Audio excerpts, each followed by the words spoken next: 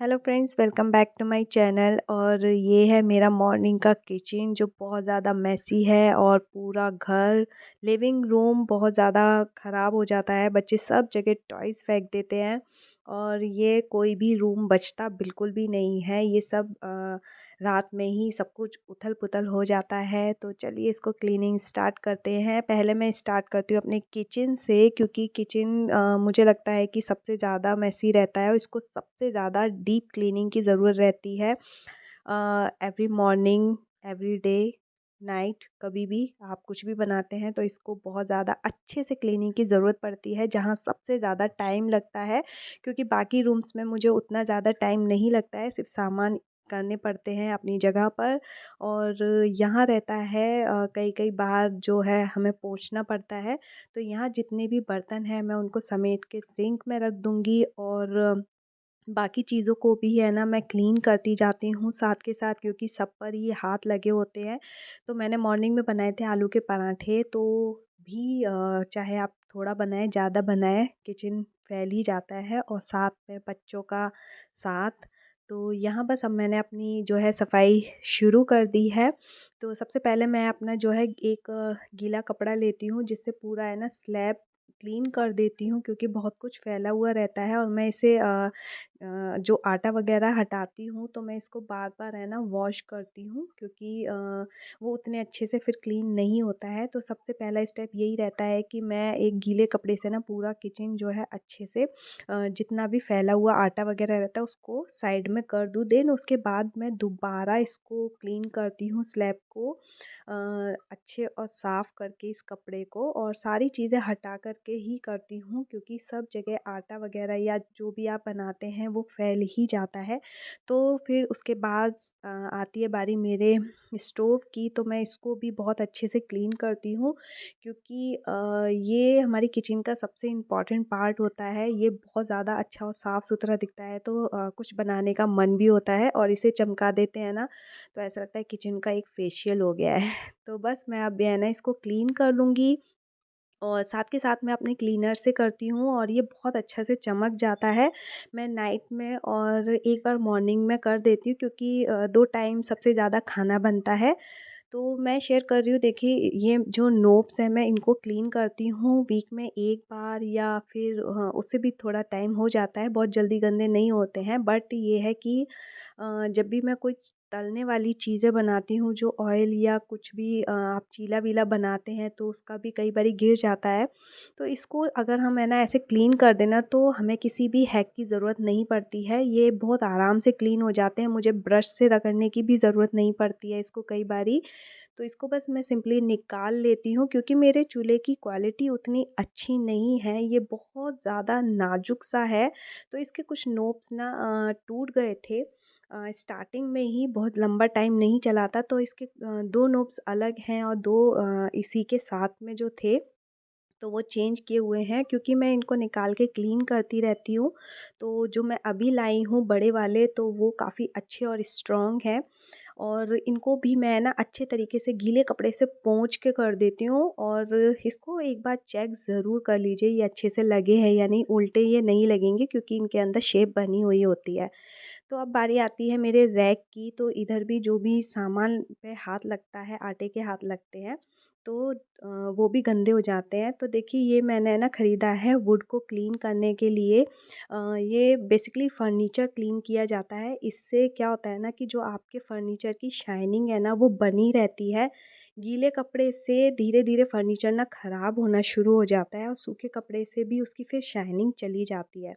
तो ये इस क्लीनर से ना आपका जो वुड का जो एक्चुअल शाइनिंग है वो बनी रहेगी, सेफ़ रहेगा। तो इस पर्पज़ से मैंने इसको लिया है, क्योंकि बहुत सारी चीज़ें ऐसी हैं मेरे पास जिसको मैं चाहती हूँ कि वो एज़ इट इज़ रहे, बहुत जल्दी ख़राब ना हो, बहुत मुश्किल से ख़रीदा जाती है ऐसी चीज़ें। तो देन उसके बाद मैं अपना जो है किचन क्लीन करने के बाद आ गई थी बेडरूम में। तो यहाँ सबसे पहले मैं जो ब्लैंकेट्स वग़ैरह है उनको फ़ोल्ड करके रखूँगी, और क्योंकि बेडशीट कभी जब छोटी होती है ना तो वो ज़्यादा बिखर जाती है, ये पूरी टक हो जाती है सभी साइड से, तो उतनी ज़्यादा ख़राब नहीं होती है क्योंकि मैं नाइट में ही इसको अच्छे करके बिछा के सोती हूँ, तो बहुत ज़्यादा इसको हटाने की ज़रूरत नहीं पड़ती है जब तक बच्चों ने इस पे कुछ खाया ना हो।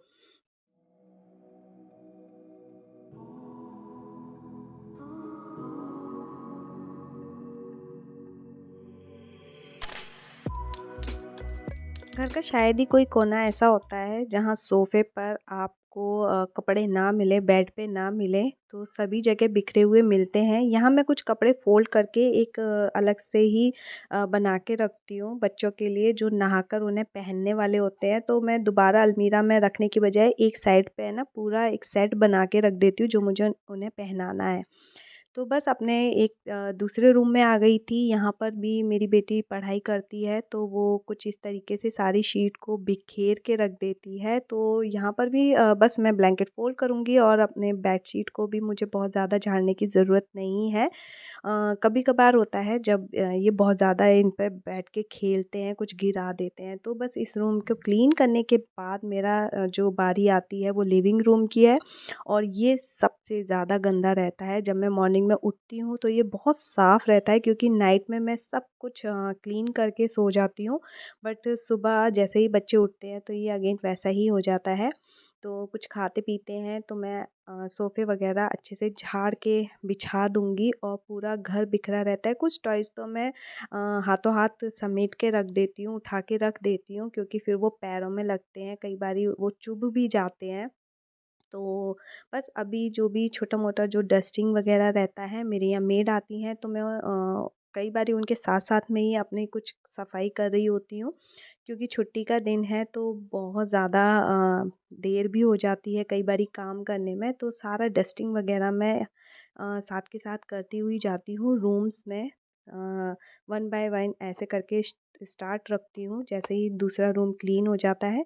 तो मेरे यहाँ है ना ये 3 विंडो है जो बहुत बड़ी-बड़ी हैं, जिनको मुझे 1 या 1 दिन छोड़ के ऐसे ही क्लीन कर देती हूँ। सिंपल एक कपड़े से हल्का-सा गीला रहता है, उससे धूल-मिट्टी हटा देती हूँ क्योंकि बहुत ज़्यादा धूल आती है, और फिर ये कई बारी हम लोग छूते करते हैं, तो इस चक्कर में मैं इसे साफ़ कर देती हूँ। उसके बाद मैं अपने जो है मिरर को क्लीन कर दूँगी, पूरी जो भी अलमीरा है, और इस रूम के भी विंडो है जिसको मैं साफ़ करूँगी।